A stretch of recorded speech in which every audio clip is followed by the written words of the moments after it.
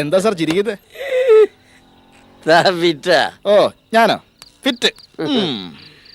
വിശാൽ, ദേ ഇവനില്ലേ, ഇവൻ മദ്യം, ഇവന്റെ ഒരു മാജിക്കൽ പവർ കൊടുത്ത് ചിരിച്ചു പോതാടോ. എത്ര പെട്ടെന്നാ ഉള്ളിലെ സർവ്വ ടെൻഷൻസും സങ്കടങ്ങളൊക്കെ ഇവൻ വിഴുങ്ങിക്കളയുന്നത്. ഇവനെ പരിചയപ്പെടായിരുന്നെങ്കിൽ കഷ്ടമായി പോകാൻ വിശാൽ. ബെസ്റ്റ് ഫ്രണ്ട് അല്ലേ ഇവൻ. ഈ ബെസ്റ്റ് ഫ്രണ്ടിനെ പരിചയപ്പെടുത്തി തന്നത് ഈ ബെസ്റ്റ് ഫ്രണ്ട് ആണെന്നുള്ള കാര്യം മറന്നേക്കരുത്. രണ്ട് ബെസ്റ്റ് ഫ്രണ്ട്സും തമ്മിൽ കൺഫ്യൂഷൻ ആവരുത്. No, never. പ്രസാദ് ഒരിക്കലും അങ്ങനെ കൺഫ്യൂഷൻ ഉണ്ടാവില്ല.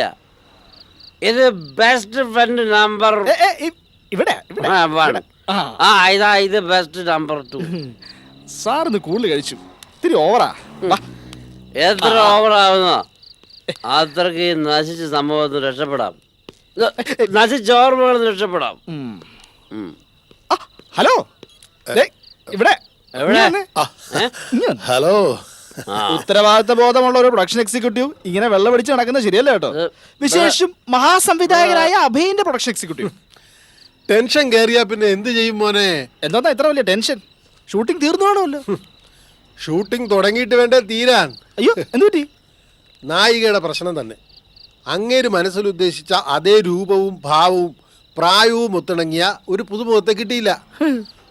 അതാ വർക്ക് മുടങ്ങിയത്. ലോക സിനിമയുടെ നിർഭാഗ്യം. എന്നിട്ട് പുതിയ ഒരെണ്ണത്തിന്റെ ഡിസ്കഷനില്ല.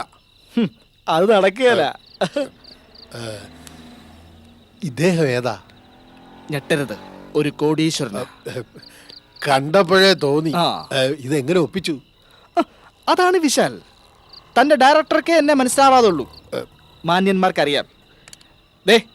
അയാൾ എന്നെ മനസ്സിലാക്കുന്നൊരു ദിവസം വരും. ഇദ്ദേഹമായിട്ട് എന്താ പരിപാടി? എന്തായിരിക്കും? നീ വന്നേ. ഇത്രയും കാലമായിട്ട് കൃഷ്ണേട്ടൻ എന്റെ താല്പര്യം പിടികിട്ടില്ലേ? മോശം. കൃഷ്ണേട്ടാ, ഞാനൊരു സിനിമ പിടിക്കാൻ പോകുന്നു. A big budget movie. നായകനാരാണെന്ന് ചോദിക്കേ. ആരാ? ഞാനാ. നേരോ? ന്യൂസ് തൽക്കാലം ലീക്ക് ചെയ്യണ്ട, സീക്രട്ടാ. അതിന്റെ പ്രാഥമിക ചർച്ച കഴിഞ്ഞുള്ള വരവല്ലേ. അതുകൂടെ ഡയറക്ടർ അഭയന്റെ നക്കാപ്പിച്ച പറ്റി നിന്ന എന്ത് തരുമെന്ന് എനിക്കറിയാം. കൃഷ്ണേട്ടൻ ഞങ്ങളുടെ ടീമിലേക്ക് പോരുന്നു. എന്തോന്ന്? ഞങ്ങളുടെ ഫിലിമിന്റെ പ്രൊഡക്ഷൻ എക്സിക്യൂട്ടീവായിട്ട് വർക്ക് ചെയ്യുന്നു. പിന്നെന്താ, വിശാല് വിളിച്ച ഞാൻ ആ നിമിഷം ഓടി വരില്ലേ? 100 വട്ടം സമ്മതം. പരിചയപ്പെടുത്തട്ടെ?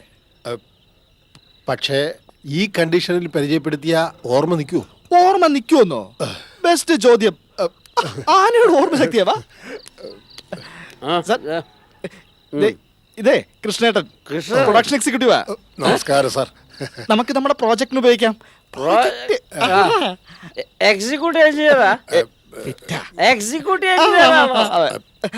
ഞാൻ പറഞ്ഞില്ലേ, ഇപ്പൊ വേണ്ട മോനെ, പിന്നെ ശരിക്കും ബോധം കിട്ടുമ്പോ മതി. അപ്പോഴേ ഞാൻ പിന്നെ ഫോൺ ചെയ്യാം. അപ്പൊ തന്നെ വന്നേക്കണം. ഞാൻ അപ്പൊ തന്നെ പറഞ്ഞെങ്കിൽ എത്തൂലേ? ഓക്കെ. എങ്കിൽ പിന്നെ വീശിക്കോ. സാർ നമസ്കാരം.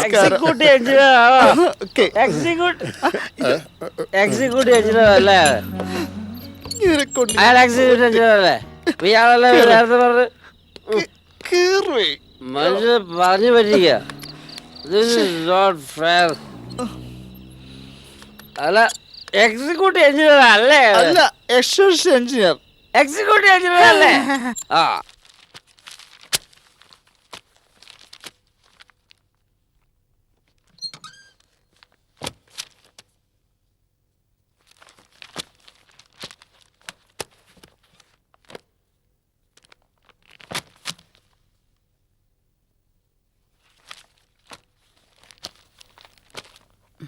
ഇതാ, ഇത് കുടിക്ക്. കോലം കണ്ടില്ലേ? ഇവിടുന്ന് പോയ കുട്ടിയെയല്ല, നേർ പകുതിയായി.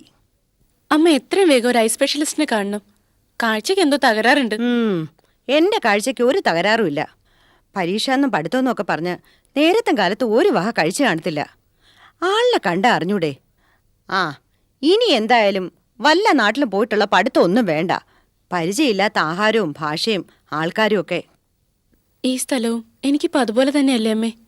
അച്ഛനും അമ്മയും ഒഴിച്ചാ ബാക്കി എല്ലാവരും എനിക്ക് അപരിചിതരല്ലേ? അടുത്ത ബന്ധുക്കൾ പോലും കണ്ടാൽ തിരിച്ചറിയില്ല, സംസാരിക്കാൻ ഭാഷയില്ല.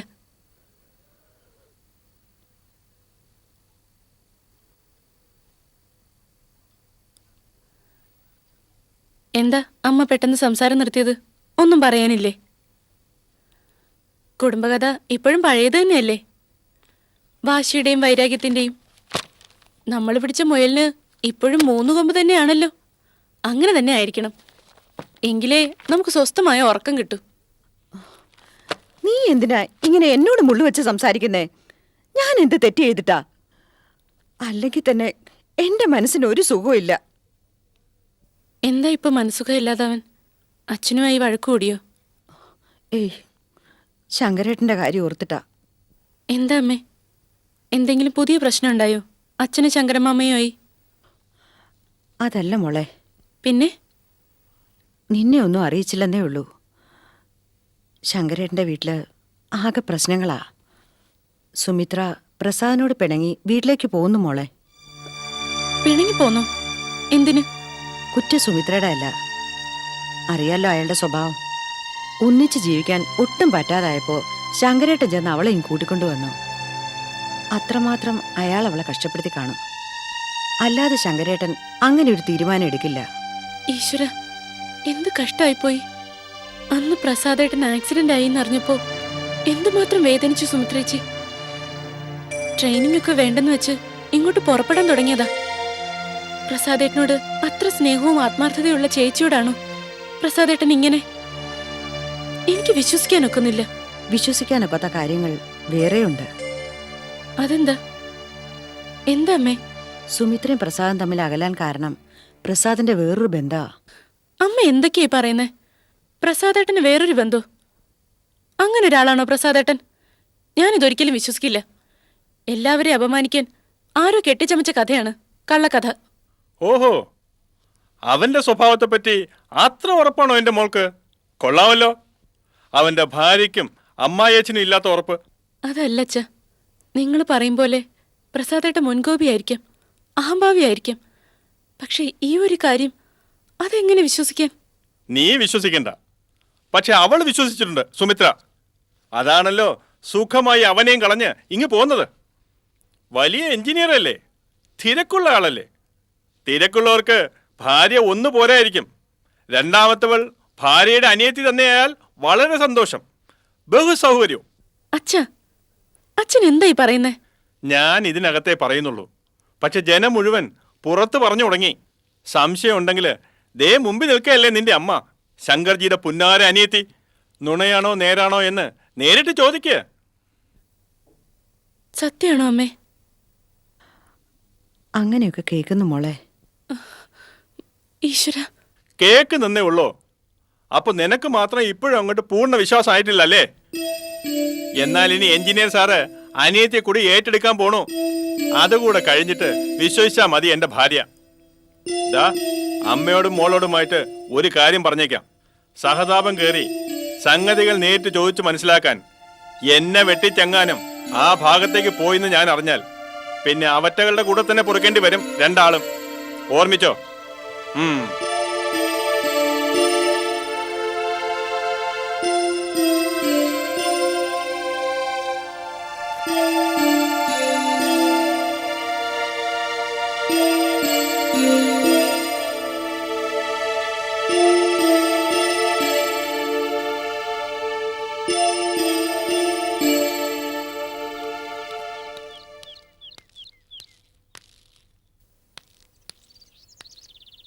വരുന്ന തീയതി അറിയിച്ചിരുന്നു. ഏത് ട്രെയിനാണ് എത്തുന്നതെന്ന് പോലും പറഞ്ഞിരുന്നു, ഇല്ലേ? എന്നിട്ടും സ്റ്റേഷൻ വരെ ഒന്ന് വരാൻ ബാബുവേട്ടന് തോന്നിയില്ല. ഇപ്പൊ തന്നെ യാദൃച്ഛികമായി എൻ്റെ മുന്നിൽ വന്നു വിട്ടതല്ലേ. എന്താ ഇതൊക്കെ? എന്തിനാ ഇങ്ങനെ പെരുമാറുന്നേ? എന്തു മറുപടി പറയണമെന്ന് എനിക്കറിയില്ല. അങ്ങനൊരവസ്ഥയിലാണ് ഞാനിപ്പോൾ. ബാബുവേട്ടന് മാത്രമായി ഒരവസ്ഥയില്ല, എൻ്റേതും കൂടിയത്. ഞാൻ അങ്ങനെ ഇതുവരെ വിശ്വസിച്ചിട്ടുള്ളൂ, ഇനിയും അങ്ങനെ ആയിരിക്കുകയും ചെയ്യും. അതൊക്കെ ഭംഗി വാക്കുകളായി പറയാമെന്നുള്ളൂ തരേ. ഈ ദുഃഖവും ഗതികേടും എൻ്റേത് മാത്രമാണ്, എൻ്റെ കുടുംബത്തിൻ്റേത് മാത്രമാണ്. ഞാൻ ആ കുടുംബത്തിലെ ആരുമല്ലേ. ഇതൊന്നുമല്ല ഇപ്പം എൻ്റെ മനസ്സിൽ. ഒരുപക്ഷെ നിനക്കറിയാമായിരിക്കുമല്ലോ വാർത്തകൾ, നല്ല വാർത്തകൾ, ചിലർക്കെങ്കിലും സന്തോഷം കൊടുക്കുന്ന വാർത്തകൾ. ആ ചിലരിൽ ബാബുവേട്ടൻ എന്നെയും ചേർത്തിട്ടുണ്ടെന്ന് തോന്നുന്നു. സാരമില്ല, ഇതെൻ്റെ വിധി. നോക്ക് ബാബുവേട്ട, സുമിത്രേച്ചിയുടെ കാര്യം ഞാൻ കേട്ടത് സത്യമാണോ? അതെ, സത്യമാണ്. ഞങ്ങളുടെ കുടുംബം ഒരു വലിയ പൊട്ടിത്തെറിയുടെ വക്കീലാണ് താരെ. മഹാകവി ശങ്കർജി ഇന്നോളം ഉണ്ടാക്കിയ പേരും പ്രശസ്തിയും അദ്ദേഹത്തിന് നാപത്താവുകയാണ്. ആരാധകർ ഇനി അച്ഛൻ്റെ കവിതയെ പറ്റിയല്ല വീട്ടുകാര്യങ്ങളെ പറ്റിയാവും ചോദിക്കുക, അച്ഛൻ്റെ മറുപടി കേട്ട് ചിരിക്കാൻ. അത്രയും സുന്ദരമായ അനുഭവങ്ങളാവും ഇനി ഞങ്ങളുടെ കുടുംബത്തിൽ വരാനിരിക്കുന്നത്. ഇപ്പോൾ തന്നെ കുറേ പേരെങ്കിലും അറിഞ്ഞു കാണും, മലയാളത്തിലെ ഏറ്റവും പുതിയ പ്രോമിസിംഗ് ആയ കഥാകാരിയും ഭർത്താവും തമ്മിൽ തെറ്റിയെന്ന്. കഥാകാരി സ്വന്തം വീട്ടിൽ വന്ന് നിപ്പായെന്ന്. നല്ല വാർത്ത അല്ലേ? ഇതൊക്കെ എങ്ങനെ സംഭവിച്ചു? സ്നേഹിക്കാൻ മാത്രം അറിയാവുന്ന സുമിത്രേച്ചിക്ക് ഇങ്ങനൊരു വിധി. ഈശ്വരൻ ഇതൊന്നും കാണുന്നില്ലേ? ഈശ്വരൻ അനുഗ്രഹിക്കല്ലേ ശങ്കർജിയും കുടുംബത്തെയും. ഭാര്യക്കൊരിയുള്ള അനുഗ്രഹം. ഇത്രയ്ക്ക് ദയയില്ലാത്തവനായിരുന്നു പ്രസാദേട്ടൻ. എന്ത് തെറ്റ് ചെയ്തിട്ടാ സുമിത്രേച്ചിയോട് ഇത്ര ക്രൂരമായി പെരുമാറിയത്? എനിക്ക് മനസ്സിലാവുന്നില്ല. അദ്ദേഹത്തിന് സ്വന്തമായ കാരണങ്ങളുണ്ടാവും. ശരി ചെയ്യുന്നവർക്ക് മാത്രമല്ലോ സ്വന്തമായ ന്യായീകരണങ്ങൾ. തെറ്റിയെന്നോർക്കൂല്ലേ? എന്തായാലും ഇപ്പോൾ ഒരു ആശ്വാസമുണ്ട് ഞങ്ങൾക്ക്. ചേച്ചി ജീവനോടെ കാണാമല്ലോ. എന്നും മൂക്കറ്റം കുടിച്ച് ബോധമില്ലാതെ തോന്നിയ നേരത്ത് വീട്ടിലെത്തുന്ന ഒരു മനുഷ്യൻ്റെ കൂടെ കഴിയുന്ന ചേച്ചിക്ക് എന്ത് സേഫ്റ്റിയാണുള്ളത്? എന്തായാലും അങ്ങനെ എന്തെങ്കിലും സംഭവിക്കും മുമ്പ് അച്ഛൻ ചേച്ചിയെ വിളിച്ചുകൊണ്ട് വന്നു. ദൈവം അത്രയെങ്കിലും അനുവദിച്ചു. പുകവലിക്കുകയോ മദ്യപിക്കുകയോ ചെയ്യാത്ത പ്രസാദേട്ടൻ ഈ ശീലങ്ങൾക്കൊക്കെ അടിമയാവുക എങ്ങനെ വിശ്വസിക്കും? വിശ്വസിക്കാം. ചിലപ്പോൾ നേരി കാണാൻ തന്നെയുള്ള ഭാഗ്യമുണ്ടാവാം. ടൗണിലെ ഏതെങ്കിലും ഒരു ബാറിൽ നിന്ന് 4 കാലിൽ ഇറങ്ങി വരുന്നത് മഹാകവിയുടെ മരുമകൻ. ബാബുട്ട, ഞാൻ വേറെയും ചിലത്. നീ അത് ചോദിക്കാത്ത എന്താന്ന് ഞാൻ വിചാരിക്കായിരുന്നു. മറ്റൊരു ഗ്ലാഡ് ന്യൂസ് ആണല്ലോ അത്. അപ്പോ ഒരിക്കലും ഉണ്ടാവാൻ പാടില്ലാത്തൊരു ബന്ധത്തിലാണോ പ്രസാദേട്ടൻ? അതെ, ഒരു കുടുംബം കത്തിച്ചാമ്പലാവാൻ ഇതിലേറെയൊന്നും വേണ്ടല്ലോ. ഒരു ഭർത്താവിന് ഭാര്യയോടും അനിയത്തിക്ക് ചേച്ചിയോടും ഇതിൽ കൂടുതൽ നന്മ ചെയ്യാനും കഴിയില്ല. ഇതാണ് എൻ്റെ കുടുംബം. മനസ്സിലായോ? ഈ കുടുംബത്തിലേക്ക് വരാനാണല്ലോ നിന്റെ ആഗ്രഹം. ഓർത്തിട്ട് എനിക്ക് ചിരിയാണ് വരുന്നത് താരെ. മനസ്സിൻ്റെ സമനില തെറ്റിയവർ പോലും ഇനി ഇങ്ങനൊരാഗ്രഹം കൊണ്ട് നടക്കില്ല. അതുകൊണ്ട് നിന്നോട് എനിക്ക് പറയാനുള്ളത്, ഒരിക്കലും നീ എന്നെ. അറിയാം ബാബുട്ടൻ എപ്പോഴെങ്കിലും ഇതെന്നോട് പറയുമെന്ന് പ്രതീക്ഷിച്ച് തന്നെയാ ഞാൻ വന്നത്. അതുകൊണ്ട് എനിക്കൊട്ടും അത്ഭുതമില്ല. താരെ, ഞാൻ പറയുന്നത് കേക്ക്. കേട്ടു കഴിഞ്ഞല്ലോ. ഇനി എന്റെ ഊഴമാണ്. ഞാൻ പറയുന്നത് ബാബുട്ടൻ കേൾക്കണം. നമ്മളൊരു തീരുമാനം എടുത്തിരുന്നു. അത് നടത്തി തരുമെന്ന് സുമിത്രേച്ചി ഉറപ്പും തന്നിരുന്നു. അതിന് ശേഷമോ അതിനു മുമ്പോ നടന്നതൊന്നും എനിക്കറിയില്ല, അറിയാൻ താല്പര്യമില്ല. ഇക്കാര്യത്തിൽ ബാബുവേട്ടന്റെ ഉപദേശം താരയ്ക്ക് വേണ്ട.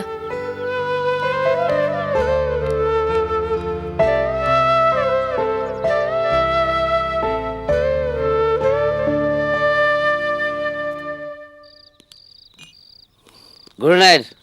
Good night. സാറിന്റെ കൂടെ കൂടി ഇപ്പൊ ഞാനൊരു ഭേദപ്പെട്ട കുടിയനായിട്ടുണ്ട്. എൻ്റെ കൂടെ കൂടിയിട്ടോ? അങ്ങനെ അല്ലല്ലോ താൻ അന്ന് പറഞ്ഞ്. ഞാൻ ആദ്യമായി മദ്യപിച്ചത് വിശാൽ ഒഴിച്ചു തന്നിട്ടല്ലേ? എന്നെ ആദ്യമായ മദ്യത്തിന്റെ രുചി അറിയിച്ച വിശാലല്ലേ? ആണോ? അപ്പൊ നല്ല മെമ്മറി പവർ ഉണ്ട്. ഞാനൊന്ന് ടെസ്റ്റ് ചെയ്തല്ലേ. സാറ് പറഞ്ഞത് 100% ശരിയാ. ഈ ലോകത്തിൽ പാലും മോരും ജീരകമുള്ളൂ, നാരങ്ങ വെള്ളവും ബോഞ്ചിയും ഇപ്പോഴത്തെ കീടനാശിനിയും ഇത് മാത്രമല്ല പാനീയങ്ങളായിട്ടുള്ളതെന്നും ഇങ്ങനൊരു അമൃത് കൂടി ഉണ്ടെന്ന് സാറിന് പറഞ്ഞെന്ന് ഞാൻ തന്നെ. ഇത് വേണ്ടിയിരുന്നില്ലെന്ന് സാറിന് തോന്നുന്നുണ്ടോ? No, never. ഒരു വലിയ റിസ്ക് ഏറ്റെടുത്തുകൊണ്ടാണ് സാറിനെ ഞാനിങ്ങനെ സഹായിക്കുന്നത്. എന്താണെന്നറിയോ? അപവാദം, ആരോപണം. മദ്യമെന്തെന്നറിയാതെ ക്ലീനായി നടന്നിരുന്നൊരു ജെന്റിൽമാനെ പിടിച്ച് കുടി പഠിപ്പിച്ചു, വഴിതെറ്റിച്ചു. കുറ്റവാളി ആര്? വിശാൽ. റിസ്ക് എന്താണെന്ന് മനസ്സിലായില്ലേ സാറിന്? കല്ലെറിയില്ലേ സമൂഹം? സമൂഹം ഹൂ കേസ്? വൈ തോന്നിച്ചാൻ പറ. പക്ഷേ സത്യം ആരറിഞ്ഞു സാർ? വാസ്തവത്തിൽ എന്താണ്, എങ്ങനെയാണ് സംഭവിച്ചത്? ദാമ്പത്യ ജീവിതത്തെ പറ്റി സാർ ഒരുപാട് സ്വപ്നങ്ങൾ നെയ്തിരുന്നു. ഏതൊരു എലിജിബിൾ ബാച്ചിലും നെയ്യുന്ന സ്വപ്നങ്ങൾ, ഗോൾഡൻ ഡ്രീംസ്. പക്ഷെ സാറിൻ്റെ ഭാര്യ ആ സ്വപ്നങ്ങളോട് തീരെ നീതി പുലർത്തിയില്ല.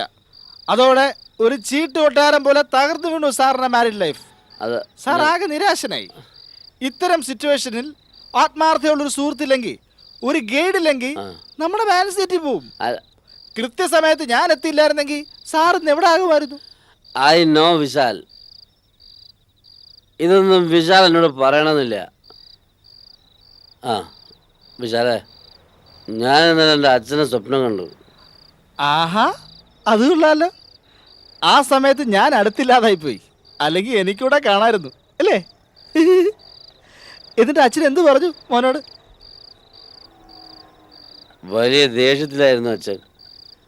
കുറേ വഴക്ക് പറഞ്ഞു. കുടുംബത്തിൻ്റെ മാനം ഞാൻ കെടുത്തിയത്ര.